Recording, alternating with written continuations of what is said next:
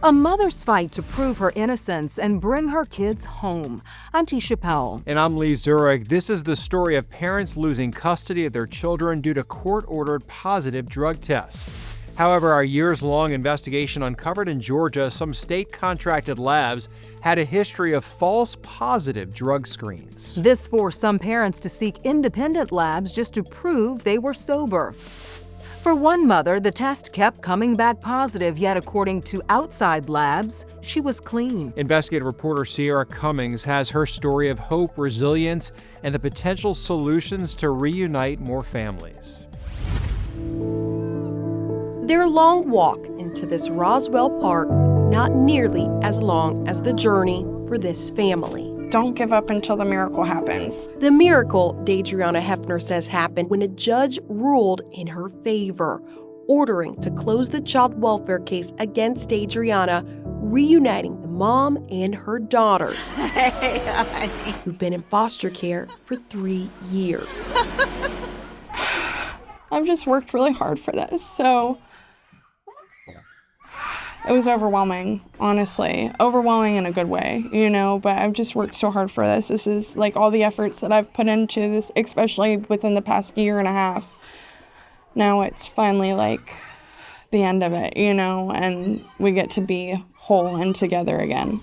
Finally, because for so long, drugs left her family broken. She admits to past addiction, which led to arrest and intervention from the Division of Family and Children's Services, DFCS. Her kids placed with the foster family. To get them back, Daydrianna agreed to DFCS random drug screens. When we first met the mom back in 2024, she'd been sober for about 3 years. But some of her drug screens did not show that. Hair follicle drug tests from DFCS subcontracted labs show multiple times she tested positive for drugs. So Daydrianna says caseworkers believed she was still on drugs. She recalls DFCS lawyers even discussing possible termination of her parental rights. With few people on her side, Daydrianna says she only remained strong because of her own mother's support. It felt good because a lot of people looked at me like, well, these drug tests are saying this. And people would tell my mom, like, well, the drug test is saying this. And my mom was like, I know my daughter is not using.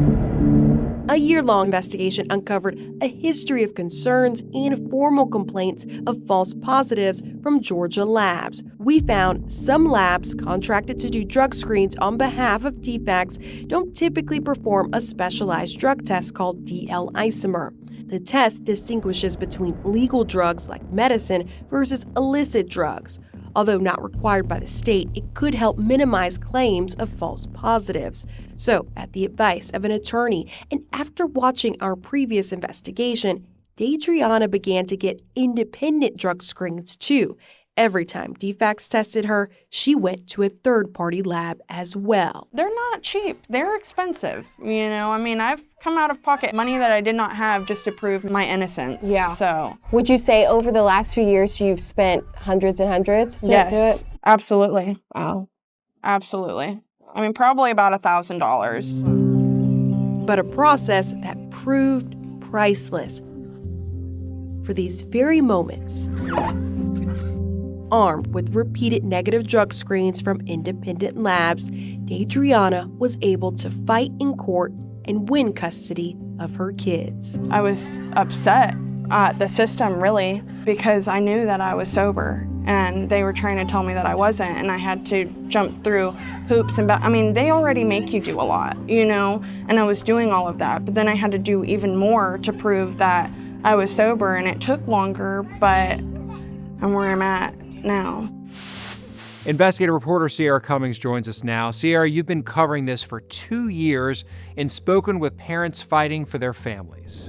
Lee, it's not just Daydrianna. We talked to several parents, including William Brock, who say they did not know independent testing was an option.